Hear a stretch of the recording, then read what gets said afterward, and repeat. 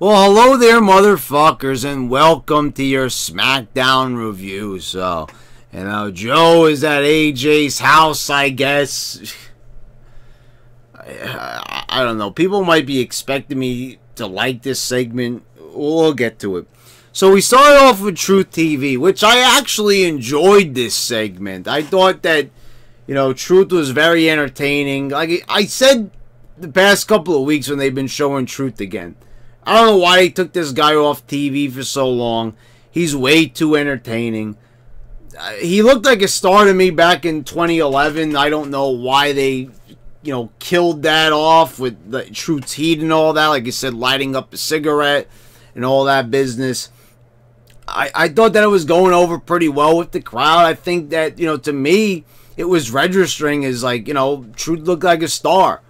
But anyway, they want to make him a goofball character and everything. But he was funny. Truth TV was supposed to be a play off of Miz TV.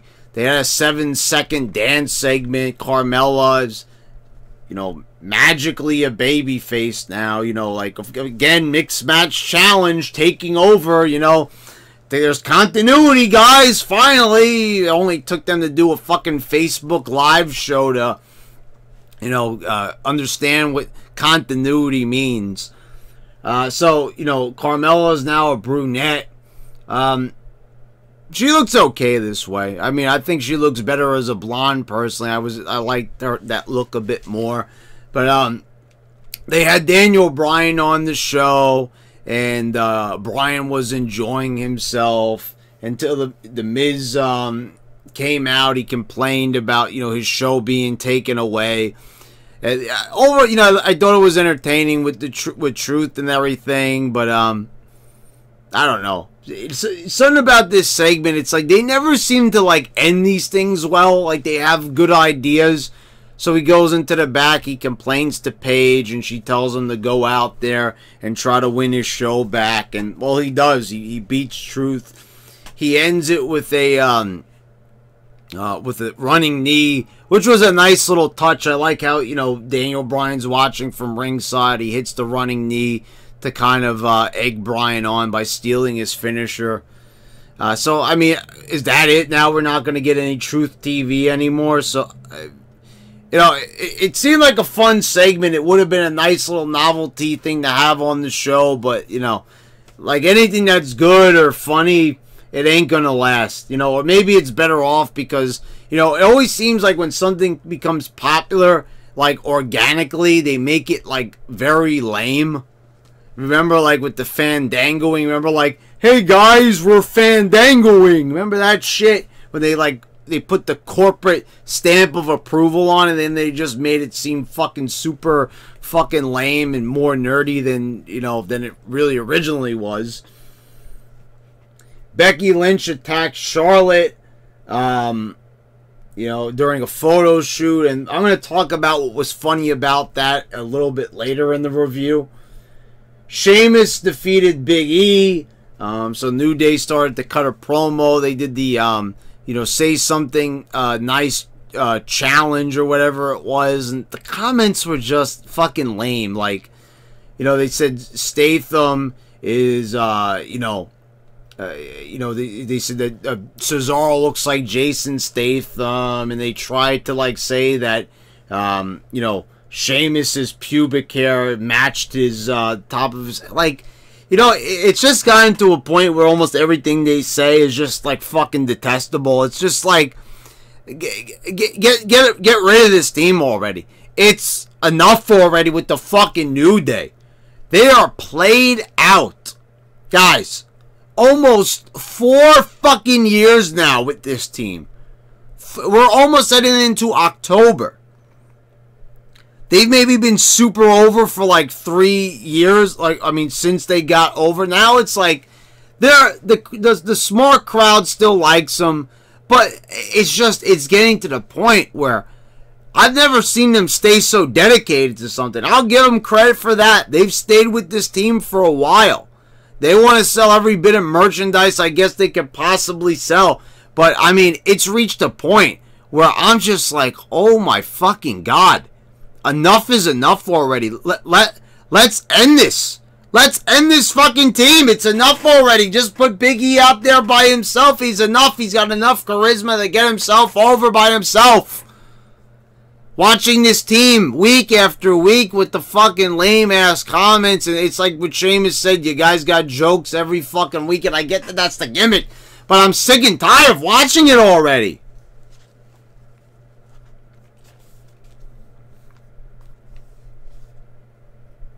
See what else we got here. Aiden English came out to explain himself to Rusev, and you know, the explanation once again was just like what they always do.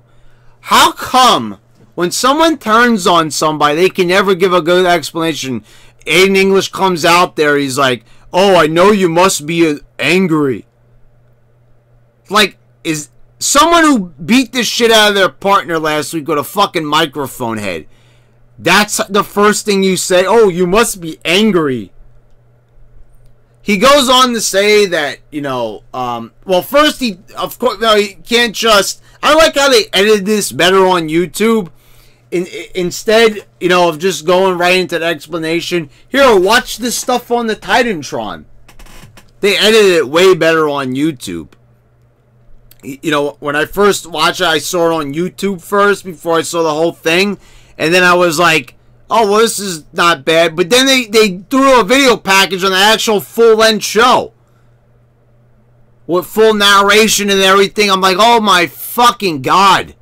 I hate when they do that. When they're like, hey, take a look at this. Like, just talk. Use your words. If you're good enough in a promo, you can get the point across. They can show us the video later. So he says, you know, Lana came between them and that messed everything up. Then he says, you know, if you're so honest with Rusev, why didn't you tell him about that one time in Milwaukee?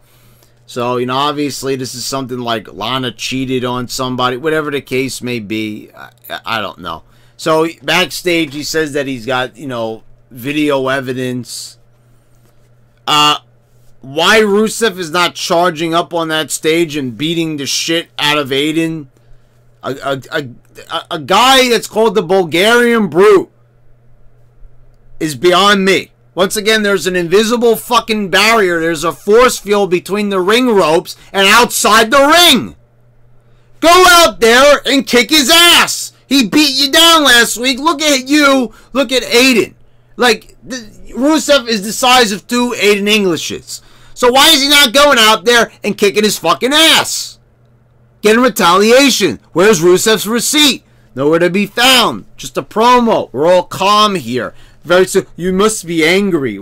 Like, okay? Like, this is not exactly how it used to be done back in the day when somebody used to turn on somebody.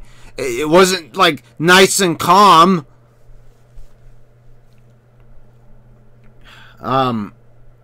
You had Asuka and Naomi defeating Sonya, Deville, and Mandy Rose. The Iconics were at ringside, making my fucking ears bleed.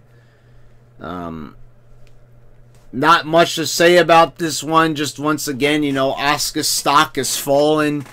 You know, we talked about in the Raw review about people's stock falling big time. I talked about Braun Strowman. I talked about Elias.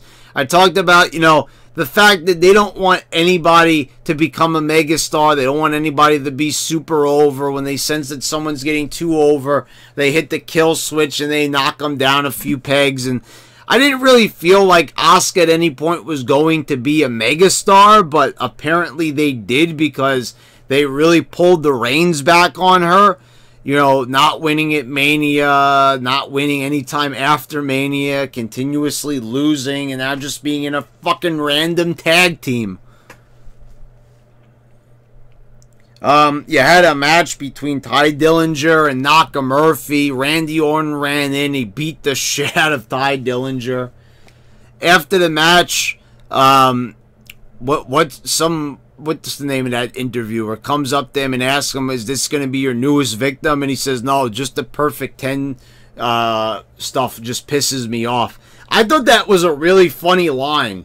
Like, if Randy Orton could just come up with an excuse every week for kicking the shit out of somebody. But the only bad thing about this is what he said right there, that means that they're not going to have any follow-up next week. Because, first of all, how could they? Are you really going to sit there and believe in a Ty Dillinger-Randy Orton feud? They might. Maybe I got this wrong, but the way how the message was conveyed here, and knowing WWE the way they are, it was just going to be a random attack. It's probably something to get them from point A to point B with Randy Orton until, you know, they decide to put Jeff Hardy back on TV. But if they could keep that up and just have Randy Orton go up after some of these, you know, indie darling baby faces, I think that that would be kind of funny. You know, it speaks volumes about how disorganized and how totally fucked this show is, but, you know. Becky Lynch defeated Lana. Charlotte's not even there to get her receipt. She's nowhere to be found. You know, the match just sort of fucking ends. You know, it's just Becky Lynch getting the win, and there you go. Samoa Joe is in the is ready to have a contract signing with AJ Styles. What happens here? Samoa Joe's not at the arena, he's at AJ's house, and I'm like, oh, alright. So we're finally doing this. You said you were going to be there at the Labor Day barbecue. It's a month later, and, well, you were a bit late, 3 weeks in fact, but you finally showed up to AJ's house. And the problem right here is not Samoa Joe in this segment, which might surprise you. Brad's not going to say anything about Samoa Joe. Let's just call him fat just for fun. He's fat! Okay, there you go. But, AJ Styles acting in this segment. I mean, holy fucking shit. And not holy fucking shit in how good it was and what a dramatic performance it was. How unbelievably comical and cartoonish and horribly acted could that have possibly been? No, dude, not cool. You're at my house. No, man, don't do it. He called him dude, man, bro. Who is he, fucking Seth Rollins? He's the way he was pleading with him. I mean, and, you know, they just kind of ended it with Samoa Joe ringing the doorbell, and that was it. I mean, unless they got footage for next week, I mean, they should have just, at the beginning of the segment, had him ring the doorbell. He could have, like, maybe, you know, gone into AJ's house, searched around the fridge, because that's all he wanted to do. He's not gonna, you know, have sex with AJ's wife. He's not gonna be, you know, the kid's new daddy. All he wants is more food. He's probably gonna go in there hoping that maybe AJ's got a Twinkie or two in the pantry. You know, maybe he's got some Yoo-hoo in the fridge or some shit like that. Hey, maybe the kid, you know, she goes to school, maybe she's got a couple of Lunchables in the fridge, right? Ready to go, so maybe he's going to take her school lunch for the next day. And I mean, that's what Samoa Joe wants to do, right? He just wants a little snack. I mean, you know, you could have, it would have been funny, like, maybe if he just got serious, like, he went on the couch and, like, you know, his wife is, like, screaming to get out or whatever, and maybe she calls the cops. I mean, you know, if this was during the Attitude Era, this was during the Ruthless Aggression Era, you would have been seeing something a lot better. Like, they could have at least did Triple H. Hey, look, the PG era, right?